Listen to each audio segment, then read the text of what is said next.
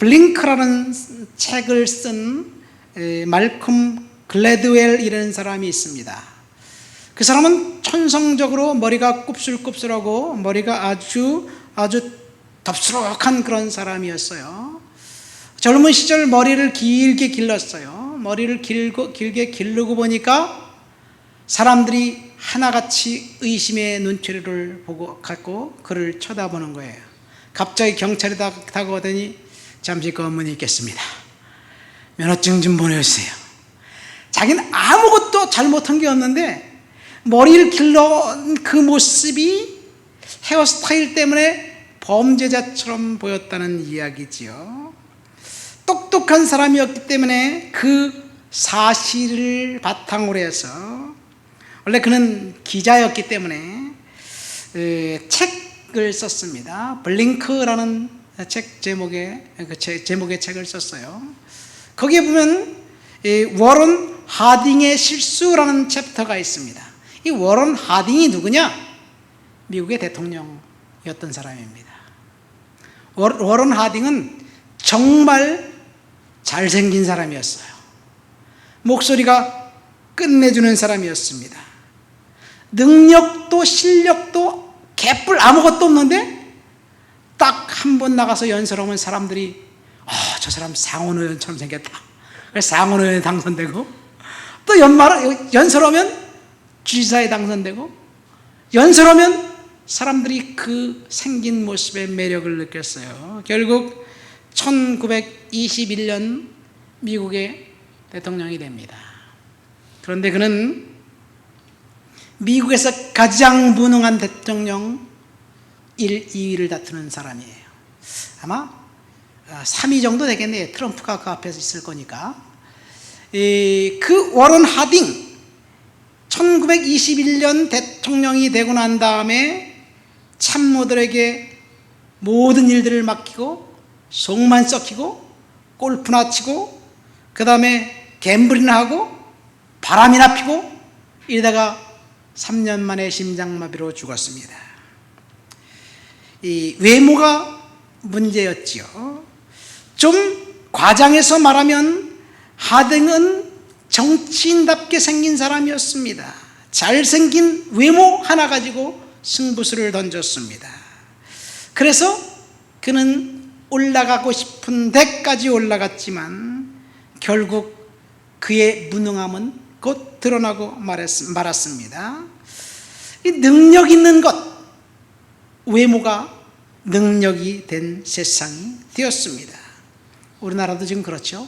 외모가 멋있는 사람, 실력도 있고 말빨도 좋은 사람, 사람들이 다 존경합니다. 그런데 그분의 인격은 모르겠습니다.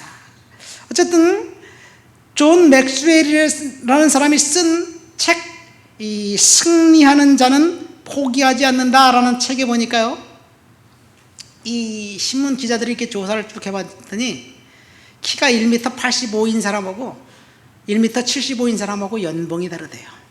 저처럼 1m 60이 안 되는 사람 아예 그냥 끼지도 못하고요. 어쨌든 잘생긴 외모, 그것이 수입과 연관되어 있다라는 것이 오늘날 사실입니다. 키 큰 사람이 더 많은 연봉을 받습니다. 연예계 가면 그렇죠. 하나같이 키가 크고 쭉쭉 빵빵이에요. 남성들은 이 잘생긴 외모에 잔근육이 아주 있는 짐승남 선호하잖아요. 그렇죠. 그래서 성형 열풍이 부는 것 같습니다. 사람들은 사람의 외모를 보고 판단합니다. 그래서 요즘 젊은이들이 실력을 가꾸는 것도 중요하지만 외모를 가꾸는 것이 중요하기 때문에 취업하기 이전에 앞서서 하나같이 여대생들은 거의 대부분이 성형수술을 합니다. 물론 성형수술을 할 수밖에 없는 사람들도 있지만 어쨌든 외모는 실력이 된 세상에 우리가 살고 있습니다. 그 사람의 인격과 그 사람 머릿속에 든 지식으로에 의해서 대우받는 것이 아니라 외모에 의해서 대우받는 사회, 불합리한 사회인 것만큼은 틀림없습니다. 사람들의 관심은 얼마나 많이 가졌느냐, 얼마나 많이 높은 위치에 있느냐, 얼마나 잘생겼느냐에 관심을 갖고 있지만 예수님은 결코 그렇지 않았다는 것, 오늘 설교의 핵심입니다. 오늘 본문에 보면 예수님께서 이 이방인의 그 땅, 이방인의 지역에 가셨습니다. 배를 타고 가셨습니다. 1절 말씀 보니까 예수께서 바다 건너편 거라사인 지방에 이르렀다는 이야기를 아무런 설명도 없이 하고 있습니다. 그래서 한 가지 궁금한 것은 왜 예수님이 그 땅에 갔느냐, 이유가 나와 있지 않습니다. 어떤 특별한 볼일이 있어서 갔을까? 모릅니다. 전후 문맥을 통해서 볼 때 예수님은 배 타고 건너갔고, 그리고 광인 거라사인의 그 미치광이 그 사람을 만나서 치유해 줬고, 그리고 그 즉시 예수님은 배 타고 왔던 것으로 돌아왔습니다. 예수님의 관심은 마귀의 올무에 빠져 있었던 그 광인에게 있었던 거지요. 예수께서 바다 건너편 거라사인의 지방에 이르렀다. 21절 말씀해 보니까 우리가 읽진 않았어요. 다시 배 타고 왔던 자리로 돌아갔습니다. 그러니까 예수님의 관심은 불쌍한 영혼 한 사람에게 있었습니다. 주님께서 그 광인을 만나기 위해서 그 바다 건너 배 타고 간 그 길, 사실은 평탄한 길이 아닙니다. 마가복음 4장에 보면 예수님이 배를 타고 건너가고 있는데 그때 너무너무 피곤하셨어요. 지금 바다 건너 이 가버나움 그 지방에 예수님을 따르는 무수한 사람들이 있어서 막 치유, 역사가 일어나고 막 병들을 고치고 그런 일들이 있었어요. 그러니까 그날 밤 기진맥진한 예수님이 배 타고 배를 타자마자 배 밑창에 들어가서 주무셨습니다. 그런데 그날 밤 어떤 일이 일어났나요? 풍랑이 일어났습니다. 배가 뒤집힐 것 같습니다. 예수님은 너무 피곤해서 주무시고 계십니다. 제자들이 물을 퍼내다가 예수님을 깨웁니다. 그러니까 예수님이 바람아 잔잔하라, 풍랑아 잔잔하라, 풍랑을 멈추게 하고 그리고 바다를 건너갑니다. 그러니까 귀신이 예수가 오면 자기가 축출될 것을 미리 알고 예수님을 못 오게 풍랑을 일으킨 거지요. 주님은 풍랑을 뚫고 이 불쌍한 사람을 만나기 위해서 갔습니다. 가봤더니 무덤 사이에 쇠사슬에 묶여있는 한 남자가 있었습니다. 예수님의 관심은 불쌍한 그 영혼이었습니다. 그 문제가 있었던 그 사람, 친구도 버리고 가족도 버리고 모든 사람이 다 버렸습니다. 그런데 예수님이 찾아가셨습니다. 저와 여러분들이 이 땅을 살면서 친구가 버릴 수도 있고 가족들이 버릴 수도 있지만 예수님은 우리들에게 찾아오셔서 저와 여러분들과 함께 하신다는 사실, 이 사실을 오늘 본문을 통해서 알게 됩니다. 이것이 본문을 통해서 주는 첫 번째 교훈입니다. 우리가 문제가 있을 때 그 문제는 주님께 갖고 가면 그것이 가장 빠른 길이라는 것. 거라사인의 광인 스스로 자신의 문제를 해결할 수 없었습니다. 인생의 문제를 그는 주님을 만나자 해결을 받았습니다. 예수님의 관심은 사람의 영혼에 있었습니다. 그런데 반면에 사람들의 관심은 어떤가요? 오늘 말씀의 제목은 예수님의 관심과 사람들의 관심이에요. 예수님의 관심과 그 거라사인 지방에 있는 그 군중들, 그 사람들의 관심, 또 광인의 관심, 이 세 사람의 관심을 한번 생각해 보려고 해요. 사람들의 관심은 돈에 있었고 돼지떼에게 있었습니다. 그리고 불쌍한 사람, 그 사람을 향해서 무관심했습니다.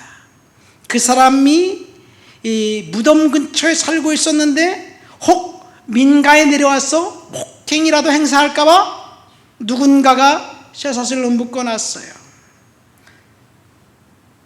그 묶여있는 그 사람, 이 불쌍한 사람의 이야기를 읽으면서 저는 예수님께서 잃은 양 99마리를 들에 두고, 그리고 아니죠, 잘못했네요.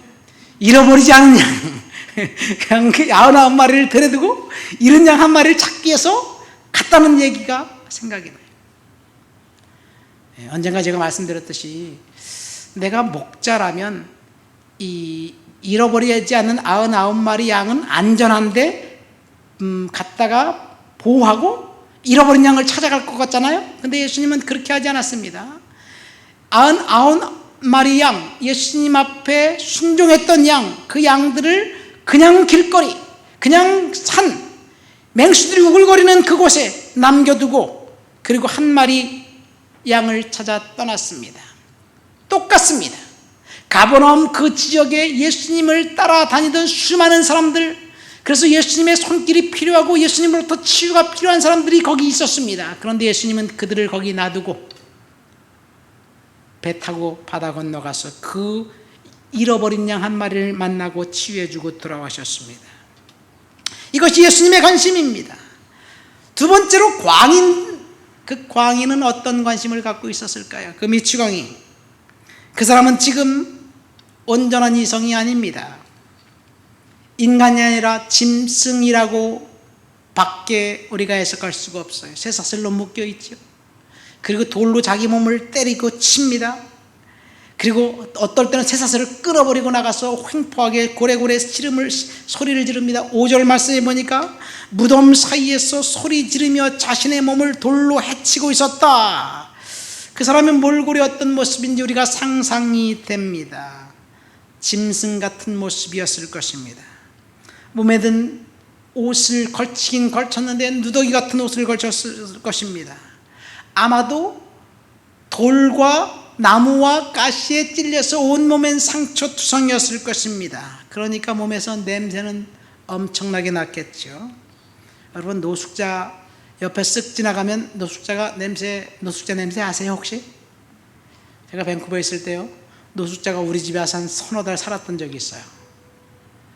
아무것도 없이 그냥 왔는데 화장실에 들어가서 샤워를 2시간 정도를 해요. 이 사람이 2시간 하는데 화장실 냄새, 가는 곳마다 냄새가 나요. 그렇게 끝까지 열심히 샤워를 하는데도 냄새가 나더라고요. 정말 역겹고 혐오스럽습니다. 그러니까 사람들은 그 곁에 있으려 하지 않았을 것입니다. 주변에 사람 그림자도 없었을 것입니다. 사람들은 그를 보면 피했습니다. 아마 무서웠기 때문에 그런 것 같습니다. 가족도 그를 외면했습니다. 친구도 그를 버렸습니다. 그 불쌍한 사람, 그를 인간적인 대우를 해준 사람은 아무도 없었습니다. 그래서 그가 예수님을 만나자 이제 정신이 온전하게 됐습니다. 그 마태복음에 보면 이 광인 이야기가 마태, 마가, 누가 이 세 복음에 다 나와 있어요. 그러니까 굉장히 중요하다는 이야기예요. 마태복음에 보면 광인이 살고 있는 지방을 가다라 지방이라고 이야기하고 있어요. 가다라 지방의 한 마을이 거라사인 마을이에요. 근데 이곳은 유대인들 입장에서 보면 이방인입니다. 그러니까 유대인들은 그들을 상종하지도 않았어요. 그리고 또 돼지를 치는 거 보면 돼지는 가증하게 여겼잖아요. 근데 이방인들이니까 돼지를 쳤죠. 성경을 아무리 눈 씻고 봐도 그가 주님을 만나기 위해서 뭔가 한 것이 아무것도 없어요. 그가 예수님 만나기 위해서 기도했다는 내용도 없고요. 그리고 그의 친구나 가족이나 누구든지 예수님에게 찾아가서 내 친구가, 내 가족 중에 누구 하나가 이런 불쌍한 상황입니다, 예수님 고쳐주세요, 치유해주세요, 이렇게 요청한 적이 없습니다. 성경에 보면 대부분 본인이든지 아니면 누군가의 믿음으로 치유를 받습니다. 그런데 이 사람은 그 누구도 예수님에게 자기 형편을 알리지 않았습니다. 그런데 예수님이 일방적으로 그 사람을 만나기 위해서 찾아갔던 것이에요. 이것이 은혜입니다. 일방적인 은혜입니다. 저와 여러분들의 고민, 문제, 이런 것들을 우리가 하나님 앞에 말하지 않아도, 기도하지 않아도 하나님의 은혜가 임하면 하나님께서 해결해 주실 줄 믿습니다. 중요한 것은 하나님을 따르고 예수님을 신뢰하는 것 우리가 할 일입니다. 그래서 우리는 주님을 신뢰해야 될 줄 믿습니다. 주님만이 저와 여러분들의 문제를 해결해 주실 수 있는 분이기 때문입니다. 그런데 우리들은 주님을 신뢰하는 것이 아니라 사실 돈을 신뢰하고 친구를 신뢰하고 눈에 보이는 뭔가를 신뢰합니다. 그런 거는 믿을만 해요. 근데 주님은 눈에 보이지 않기 때문에 그런지 모르지만 신뢰하지 않는 것, 그것이 문제가 아닌가 생각됩니다. 우리는 주님을 신뢰해야 될 줄 믿습니다. 주님을 신뢰하면 주님께서 때가 되면, 하나님의 시간이 되면 해결해 줄 믿습니다. 문제와 골치 아픈 상황들이 우리들에게 늘 있어요. 그러나 그것들을 주님 앞에 내려놓고 우리는 주님 해결해 주세요 하면 주님이 해결해 주실 줄 믿습니다. 이 사람에게, 이 광인에게 가족 없었을까요? 있었을 겁니다. 친구도 있었을 거예요. 그러나 가족도 그 곁에 없었고 친구도 그 곁에 없었던 것은 그가 귀신 들렸기 때문에 그래요. 군대 마귀가 그를 지배하고 있었기 때문에 그래요. 사람들이 그를 외면한 이유는 아마도 그가 한번 그 광포하게 발악을 하면 너무나 무섭기 때문에 그럴 거예요. 제가 밴쿠버에 있을 때 어떻게 하다가 우리 집에 한국에서 민박을 들어온 그 자매가 있었어요. 근데 그 사람이 올 때부터 사기를 당해갖고 왔어요. 그리고 우리 집에 와가지고 엄마가 딸을 데리고 왔고 그 어떤 아가씨가 왔는데 이 두 명이 사기를 당해갖고 온 거야. 근데 엄마가 데리고 온 사람은 이제 해결하고 갔는데 이 여성은 올 때부터 사기를 당해갖고 와가지고 좀 상황이 좀 이상했어요. 그런데 어느 날 갑자기 새벽에 막 고래고래 소리를 지르는 거예요. 알고 봤더니 이 여성이 약간 정신이 온전하지 않은 사람이에요. 정신이 온전하지 않은, 여기 말하는 귀신 들린 사람 옆에 있는데요, 굉장히 불안하고 굉장히 아주 마음이 아주 그렇습니다. 어느 날 갑자기 새벽에 잠자고 일어났는데 고래고래 소리를 지르더니 밖에 경찰차가 와 있어요. 잠자고 일어나 뜬금없이 와갖고 야 무슨 일이냐 그랬더니 경찰이 딱 나를 보고 제지라고 저쪽으로 내가 이 여성을 갖다가 이상하게 한 거 아닌가 이런 식으로. 그런데 알고 봤더니 정신이 좀 이상해가지고 마침 제가 신학대학에 공부하던 한국인 자매가 있었는데 그 엄마가 한국인인데 병원에서 널스가 있어요. 그래서 그분을 통해 갖고 보호하기 위해서 데리고 왔어요. 그리고 그 아버지가 와서 그 여성을 데리고 왔는데 정말 귀신 들린 사람이 옆에 있으면요 굉장히 힘들어요. 굉장히 힘들어요. 예수의 이름으로 결박하고 물리치기 전까지 굉장히 힘듭니다. 그러니까 이 광인 옆에 가족도 친구도 사실은 있을 수가 없는 거예요. 그러니까 그 사람은 버림받았지요. 사람들로부터 외면당했습니다. 그러니까 그 사람은 어땠을까요? 정말 비참하고 참혹했을 거예요. 그렇죠? 그러니까 그 사람의 관심은 사람들을 믿을 수 있을까? 아마 사람들을 믿을 수 없었을 거예요. 가족도 나를 버렸고 친구도 나를 버렸고 다 버렸는데 예수님 한 분이 내게 찾아오셔서 나를 고치셨다. 여러분, 긍휼이라는 것, 사실은요, 긍휼은 자격이 없는 사람에게 베푸는 선이 긍휼입니다. 긍휼의 반대는 복수예요. 복수. 네가 그만큼 했냐? 나는 배로 갚아주겠다. 이게 복수잖아요. 긍휼의 반대입니다. 이 사람은 지금 예수님으로부터 긍휼을 받았습니다. 그리고 정신이 온전해졌습니다. 정신이 온전해지니까 이 사람이 예수님에게 이렇게 얘기합니다. 18절부터 20절까지 우리 한번 말씀 읽어볼까요? 예수께서 배에 오르실 때에 귀신 들렸던 사람이 함께 있기를 간구하였으나 19절 같이 읽습니다. 허락하지 아니하시고 그에게 이르시되 집으로 돌아가 주께서 내게 어떻게 큰 일을 행하사 너를 불쌍히 여기신 것을 내 가족에게 알리라 하시니 20절 그가 가서 예수께서 자기에게 어떻게 큰 일을 행하셨는지를 대거볼리에 전파하니 모든 사람이 놀랍게 여기더라. 그가 예수님을 만나서 치유를 받았습니다. 그러니까 이 사람은 예수님과 함께 있기를 원했어요. 왜 그래요? 상처가 그를 가족에게, 친구에게 돌아가지 못하게 했던 것 같습니다. 예수께서 치유해 주신 사실이 너무나 감사하고 감동해서 예수님, 내가 주님 곁에 있어서 주님의 제자가 되겠습니까? 이렇게 요청한 것 같지만 저는 다르게 해석하고 싶어요. 사실 그는 갈 곳이 없었어요. 그렇죠? 다 버림받았기 때문에 갈 곳이 없었어요. 귀신에 사로잡히자 친구도 친척도 그 누구도 다 그를 떠나고 버렸습니다. 그래서 갈 데가 없었습니다.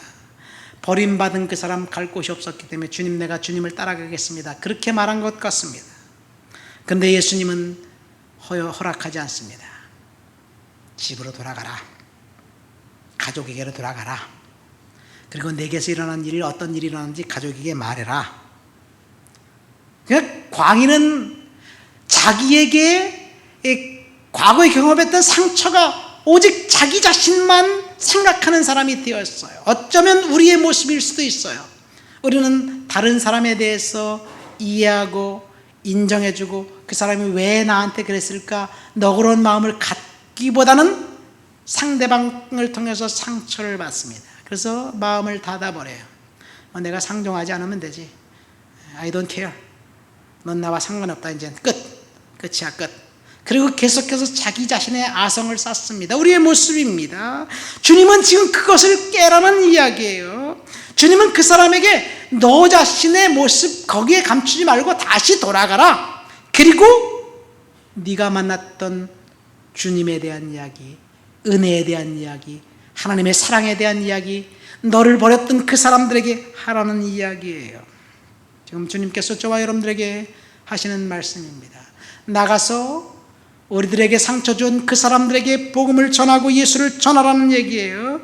그 사람은, 예수님은 그 사람의 눈을 열어주셨습니다. 그리고 세상을 바라보게 했습니다. 세상에 나가면 네가 지금 경험했던 것 힘들지만 세상에 나가면 그래도 아름다운 세상이야, 그래도 살만한 세상이야. 그 사람들에게 예수를 전하려면 가서 내가 경험한 것을, 내가 은혜 받은 그 사건을 전해라.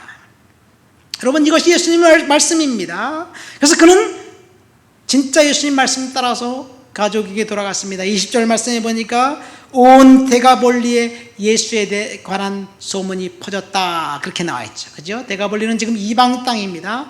거긴 아무도 예수를 아는 사람이 없습니다. 그가 가서 복음을 전하자 예수를 믿는 사람이 많아졌어요. 그 뒤 이 요한 마가복음 8장에 보면 수많은 사람들이 예수께 찾아옵니다. 그 사람의 사역으로 인해서 수많은 사람들이 찾아와서 예수를 믿습니다. 그런데 그 지역이 어떤 지역이에요? 돼지떼 2,000마리가 바다로 몰살했잖아요. 그래서 예수님을 떠나달라고 얘기했던 사람들이, 예수님을 거부했던 사람들입니다. 처음엔 예수를 거부했던 그 이방 사람들이 이 광인을 통해서, 광인의 선교 사역을 통해서 주님께 돌아옵니다. 처음엔 예수를 믿었던 사람이 한 명도 없었습니다. 그러나 8장에 가면 수많은 군중들이 모여 있습니다. 귀신 들렸던 그 사람 한 사람의 변화를 통해서 예수님께서 이루신 일이에요. 한때 어둠의 지배를 받았던 사람이 빛 가운데 들어오자 세상이 바뀐 거예요. 저와 여러분들이 빛 가운데 들어오면 저와 여러분들 주변이 하나님의 은혜로 바뀌게 될 줄 믿습니다. 중요한 것은 내가 예수님 만나고 변하는 거예요. 마지막 세 번째, 그 지방에 있는 사람들의 관심을 볼까요? 자, 이 귀신이, 예수님이 귀신을 떠나가라 그러니까 귀신이 뭐라고 얘기합니까? 돼지떼에게 들어가게 해달라 그래요. 근데요, 우리 한번 5절, 6절, 7절 말씀 한번 읽어봅시다. 본문 6절, 7절입니다. 그가 멀리서 예수를 보고 달려와 절하며 큰 소리로 부르짖어 이르되 지극히 높으신 하나님의 아들 예수여, 나와 당신이 무슨 상관이 있나이까? 원하건대 하나님 앞에 맹세하고 나를 괴롭게 하지 마옵소서 하니. 이 말은 무슨 말이냐면요, 광인이 예수가 누구인지 몰랐어요. 배 타고 오는 사람이 누구인지 알지도 못했습니다. 그런데 귀신이 먼저 예수를 알아본 거예요. 귀신이 먼저 예수를 알아보고 그리고 달려와서 지극히 높으신 하나님의 아들 예수여, 당신과 나와 무슨 상관이 있습니까? 하나님 앞에서 나를 괴롭게 하지 마십시오. 이렇게 요청한 겁니다. 마태복음 8장에 보면 동일한 병행 구절에 보면요, 이 장면을 이렇게 기록하고 있습니다. 이에 그들이 소리질러 이르되 하나님의 아들이여, 우리가 당신과 무슨 상관이 있나이까? 때가 이르기 전에 우리를 괴롭게 하려고 여기 오셨나이까? 예수가 하나님의 아들인 것을 귀신들이 먼저 알아봤습니다. 사람들은 모르는데 귀신들은 먼저 알아봤어요. 그래서 돼지떼에게 들어가게 해달라는 거예요. 예수님께서 그 광인이 요청하기 전에 귀신을 나가라고 축출했어요. 명령했습니다. 저 멀리서 명령했어요. 그래서 이제 귀신이 지금 벌벌 떨고 있는 거예요. 여러분, 우리가 믿는 예수 그리스도가 하나님의 아들이심을 사람들은 몰라도 영적인 존재들, 사탄, 귀신, 마귀는 알고 있다는 것. 그분은 능력이 많으신 분입니다. 그분은 우리의 인생에 개입하셔서 저와 여러분들을 복 주시고 은혜 주시고 좋은 길로 인도하시는 분이에요. 우리는 몰라도 귀신은 이미 알고 있어요. 이것이 팩트입니다. 그러니까 중요한 것은 예수님을 아는 것, 그것은 중요하지만 진짜 중요하지 않아요. 우리가 예수를 아는 것과 예수를 신뢰하는 것 다릅니다. 귀신은 예수를 알았지만 신뢰하지 않았습니다. 우리는 예수를 알고 신뢰해야 될 줄 믿습니다. 예수님을 신뢰하는 것 굉장히 중요합니다. 사람들은 예수를 거부하지만 우리는 예수를 신뢰해야 될 줄 믿습니다. 어떤 풍선 장수가 있었어요. 이 풍선 장수가 풍선을 팔다 보니까 풍선이 안 팔려요. 그럼 풍선을 안 팔리니까 풍선 하나 바람을 넣어갖고 하늘로 날려요. 또 하나를 불어서 하늘로 날려요. 그럼 풍선이 막 날아가니까 사람들이 풍선 있다, 풍선 주세요, 풍선 주세요. 그래서 풍선을 사요. 또 장사가 안 되면 풍선을 휙 날리고 그러니까 또 사람들이 와서 사요. 그런데 어떤 흑인 아이가 와서 풍선 장사 아저씨한테 이렇게, 아저씨 검은 풍선도 하늘을 날아갈 수 있나요? 이렇게 물어본 거예요. 얼마나 불쌍하겠어.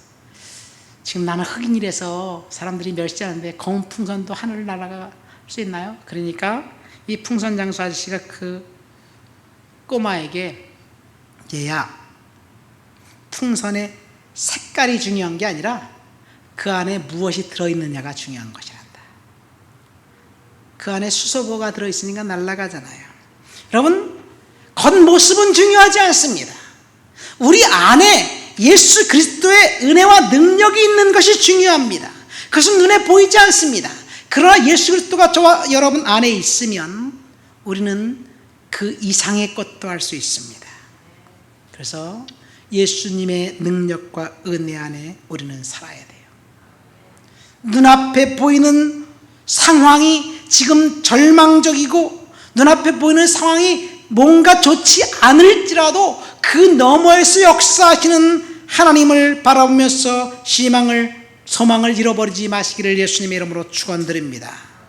눈에 보이는 그 어떤 것이 중요한 것이 아니라 눈에 보이지 않는 그 어떤 것. 오늘 본문의 말씀 보세요. 예수님께서 병자들을 고치실 때, 수많은 병자들을 고치실 때 믿음을 요구했습니다. 그러나 성경에 보면요, 예수님 믿음을 요구하지 않고 병자를 고친 사건이 있는데 그것은 귀신을 축출한 사건이에요. 오늘 이 광인, 예수님에게 고쳐달라고 요청 한마디 하지 않았는데 예수님이 찾아가셔서 고쳐주었습니다. 주님이 은혜 가운데 역사하셨기 때문에 그렇습니다. 귀신, 우리는 그 광인을 사로잡고 있었던 귀신이 군대 귀신이라고 알고 있어요. 군대 귀신은 한국 성경에 보면 그 밑에 레기온이라고 써 있어요. 그 군대 귀신의 이름이에요. 군대 귀신은 로마 군단 여단급 정도 되는 그 숫자예요. 약 6천 명 정도 되는 병사로 구성된 여단을 말해요. 그러니까 한 사람에게 6천 마리나 되는 귀신이 지금 그를 지배하고 있었어요. 그러니까 너무너무 강력하게 역사한 거지요. 예수님이 이 땅에 오셨을 때 귀신의 일을 멸하기 위해서 오셨기 때문에 귀신은 예수님이 나타나면 벌벌벌 떨 수밖에 없어요. 본문 10절 말씀 보세요. 귀신이 그 광인의 입을 통해서 이렇게 이야기합니다. 자기를 그 지방에서 내보내지 마시기를 간구하면서 돼지떼에게 보내달라고 얘기해요. 그래서 그럼 돼지떼에게로 들어가라. 그러니까 돼지떼에게 들어가니까 돼지떼가 죽어버렸어요. 이 구절에서 볼 때 우리는 귀신이 어떤 존재인지 알 수 있습니다. 첫 번째, 귀신은 한 지역에서 지역을 근거로 활동하면서 그 지역을 벗어나려 하지 않아요. 그러니까 이 지역에서 활동하는 귀신을 묶으면, 그 귀신을 축출하면 이 귀신이 다른 멀리 부산이나 이런 데 가서 활동할 수가 없어요. 이 경계가 있습니다. 두 번째, 마귀는 활동하기 위해서 사람이나 돼지나 육체에 붙어서 활동을 합니다. 마귀가 언제 사람들에게 들어오느냐? 죄를 지을 때예요. 저는 단호하게 죄를 거부해야 될 줄 믿습니다. 우리가 죄를 지으면 마귀를 초청하는 것과 같아요. 마귀는 영물인지라 예수님을 먼저 알아보았습니다. 마귀는 이미 예수님을 알고 있었습니다. 그러니까 예수님을 알고 예수님에게 돼지떼기로 들어가게 해달라고 요청한 거예요. 우리가 마귀의 하수인 될 수 있는 확률도 있어요. 언제? 죄를 지을 때. 그래서 우리가 주님 앞에서 깨끗하게 정결하게 살아야 될 줄 믿습니다. 자, 여기서 귀신이 이 돼지떼에게 들어가게 해달라. 그래서 돼지떼가 2,000마리가 몰사했어요. 이 이유가 뭘까? 이 사탄의 역할은 저주예요. 그래서 사탄의 역할은 저주를 가져다 주기 위해서 그 광인에게 저주를 주다가 광인에게 안 되니까 누구에게 저주를 가져다 줬습니까? 돼지떼를 지키는 주인들에게 저주를 가져다 줬어요. 그래서 재산상 손실을 받습니다. 주님의 관심은 그러니까 이 광인 한 마리가 돼지떼 2,000마리보다 더 비싸다는 얘기예요. 근데 사람은 그 돼지떼 때문에 예수님을 거부했습니다. 그런데 이게 사실은 사탄 귀신의 그 악수예요. 귀신이 자신의 무덤을 스스로 판 거예요. 어리석은 거예요. 자, 귀신이 돼지떼에 들어가서 사람들에게 저주를 주고 그 마을 사람들에게 저주를 준 건 맞지만 그 일 때문에 결국 예수님을 그들은 거부했지만, 그래서 처음엔 예수를 거부했지만 나중에 광인을 통해서 그 마을 사람들이 다 예수님에게 돌아옵니다. 그러니까 사탄이 하는 일들은 저와 여러분들에게 때때로 힘들고 어려운 일을 줄 수도 있어도 그것이 예수 믿고 구원받는 우리들을 저주 가운데 있게 할 수 없다는 것. 결국 하나님께서 저와 여러분들을 통해서 합력하여 선을 이루게 하실 줄 믿습니다. 마귀는 첫 번째 사람들을 분노하게 했지만, 그래서 예수를 거부하게 했지만, 그래서 자신이 가지고 있었던 그 영역, 그 안에서 사람들에게 자신의 세를 과시했지만 결국은 마귀는 철저하게 패배하고 말았습니다. 이것이 하나님이 하신 일들입니다. 이미 예수는 마귀의 계획을 알고 계셨습니다. 그래서 광인에게 이제 내가 가서 내가 만난 예수, 내가 만난 그 하나님의 놀라운 은혜를 전해라. 그래서 전하고 훗날 그 마을 사람들이 다 주님 앞에 들어왔습니다. 말씀을 맺습니다. 오늘 우리는 광인의 이야기를 통해서 예수님의 관심과 사람들의 관심에 대해서 이야기를 하면서 내려갔습니다. 사람들의 관심은 돈에 있습니다. 사람들의 관심은 소유물에 있습니다. 사람들의 관심은 어쩌면 자신의 이익되는 것, 그래서 친구, 가족이었던 그 광인조차 버릴 수 있는지 모릅니다. 그러나 예수님의 관심은 한 영혼에게 있었어요.